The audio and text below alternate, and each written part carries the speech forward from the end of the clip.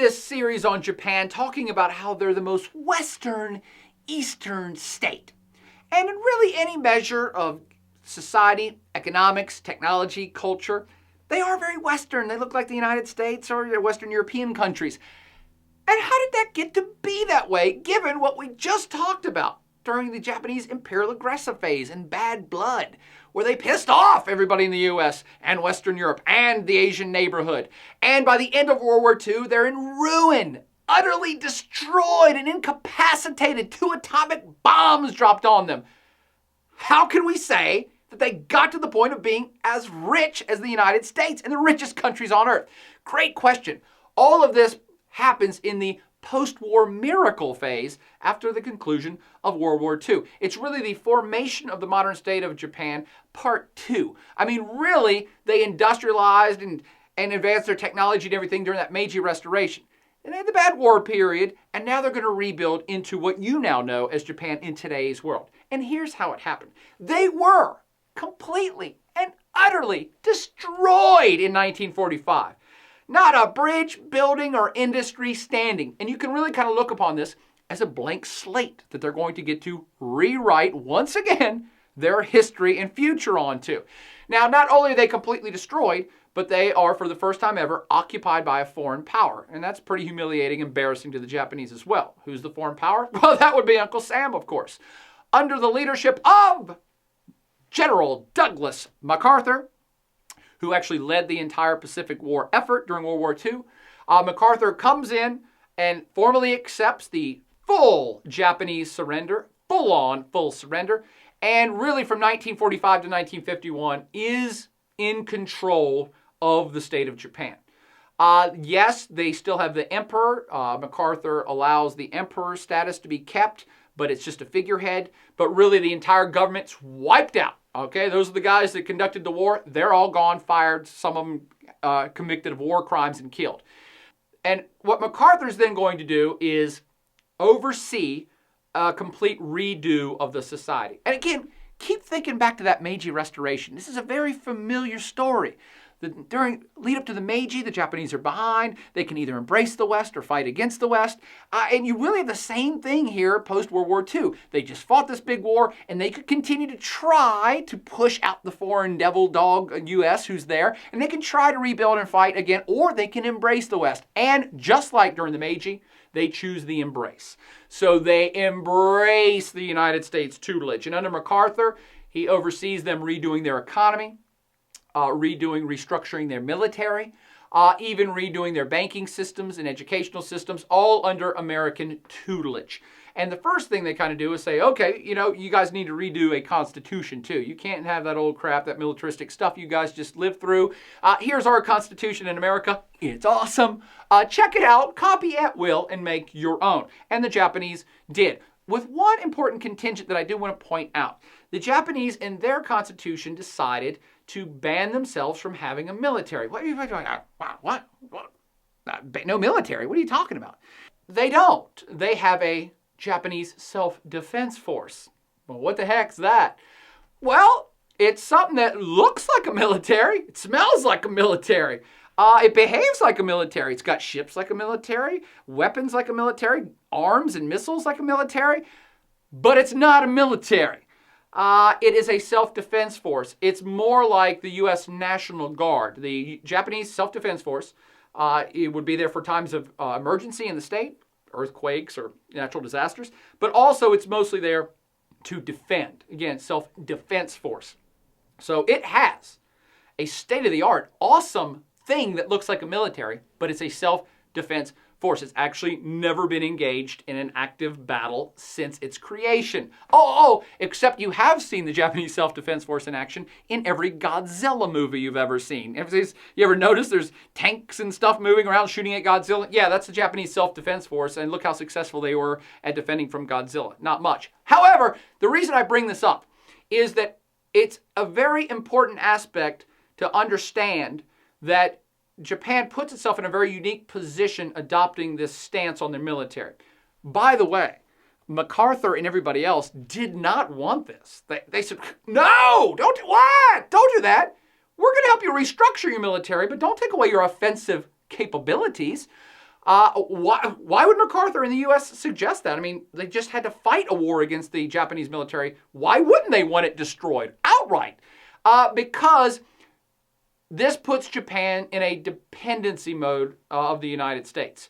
Japan really is under the U.S. military umbrella. It was then, it still is to this day. Meaning, because they don't have an offensive capability, it's a self-defense force, Japan can't help out the United States, it can't go invade anybody else, it really can't do much, and it hasn't done much. So the U.S. kind of has to be there to continue to save the day if any aggression really were to happen against Japan. The U.S. has tens of thousands of troops already in Okinawa and lots of other bases across Japan. And it's under this understanding that yes, they have this pseudo-military, but it can't really do anything. So we have to continue to protect you. Now, here's why it's important for Japan. It's actually awesome for Japan. Because in the decades following World War II, this kind of frees them up to not have to worry about national defense. They don't have to worry about repercussions from Korea or China for all their wartime atrocities. They don't have to worry about being invaded by the Russians or anybody else. They have the United States there protecting them. And this means they can spend all of their time and all of their effort getting richer, redoing their economy, working on their infrastructure, refocusing and retooling all their industry and everything else, and they do. And they do it to become the economic powerhouse we know today. So for the first 20, 30 years, they don't even have to worry about a military. That's actually a very big deal because the military costs a lot of money to upgrade and keep up. And they ain't got to worry about it. They can invest all their money in infrastructure, economy, industry, and everything else. It's great for the Japanese. Now, what industries are they redoing and retooling and making better? You know the answer to this already. They focus all of their efforts from 1960s up to the 1980s in consumer electronics and the auto industry. And some other things as well, information technologies. And I'm sure there's a host of other things. But those are the two things that really kablamo, make them big bucks. And again, you take this for granted in today's world. Wow, of course. Japan's got the most awesome cars, Toyota and Honda and Mazda and Kawasaki and everything else. Oh, and they make the best consumer electronics and DVD players and phones and Nintendos and Wiis. Of course, that all started in the 60s and 80s under American protection, under American tutelage, and with the help of American resources. The United States invested millions and millions of dollars into the Japanese economy to help them become this economic juggernaut. Does that make sense? And just like the Meiji Restoration, Japan, again, it's just like part two Meiji. Japan looks around the world and says, okay, well, we focused on military stuff, and we're not going to do that anymore. In fact, we don't even have a military, not an offensive one. So what are we going to do to make money? Because we've lost all of our colonies, we've lost all of our resources in Korea and China and Indonesia, so we're going to have to import energy and steel and all this stuff. How are we going to make our money back if we have to buy all our stuff? What does the world need right now? What are some high-ticket items? What is it that we can buy all our resources, bring them here, process them, and make really expensive stuff so that we are in the plus when we sell it out to the rest of the world? And that's where they came up with electronics and the auto industry. And boy, oh boy, oh boy, don't they do a fantabulous job on both of those things. And they've made billions, if not trillions. And this, again, was with the help of the United States, who invested millions. It's also a very concerted effort with the Japanese government, tying into Japanese industry. And they've long been accused of almost being semi-socialist, semi-communist because the Japanese government, for its part, during the early decades after World War II, and even up to this day, plays a very heavy hand in industry, something that does not happen in the U.S. and other capitalist states, where they would really help develop that auto industry. They really helped Toyota and Honda and really helped out Nintendo in its inception years of their businesses to make sure they would work. And this kind of industry-government combo, again, with the U.S. blanket umbrella protection, really just made it blossom and explode. That's why they're so rich. They just do great products. They take the technologies from around the world, just like Meiji, bring them back home, figuring out how to do it better, bigger, faster, cheaper. And they've done it exceptionally well. They're now the model for other Asian states. Now, we might want to back it up and end on this. Why did the U.S. do all this? The U.S. is protecting Japan and did since the war. The U.S. invested millions, if not billions, into Japan. Why? Why would the U.S. have done this to a country that attacked them? To a country that committed all these wartime atrocities that we despised and hated? Good question. Here are the answers. First, the U.S. is going to rebuild Japan, much like the U.S. helped rebuild Western Europe under the Marshall Plan. Under the idea that you're going to want to rebuild these places so that they become valuable allies and partners and trading partners. And that brings up kind of the second point. Why would you want Western Europe and Japan as rich, successful economies and trading partners? Well, there's money, but most importantly, number two is they're on your team during the Cold War. That's right, so they won't be commies.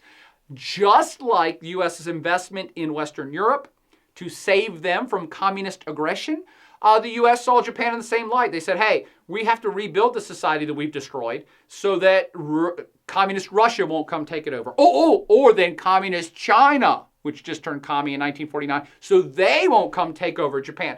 And of course, you heard the Bad Blood episode. You know that it was a very real possibility that China, in retribution, would come take over Japan for all of its wartime atrocities. So the U.S. wanted a strong, vibrant, rich Japan, so they would be a source of trade.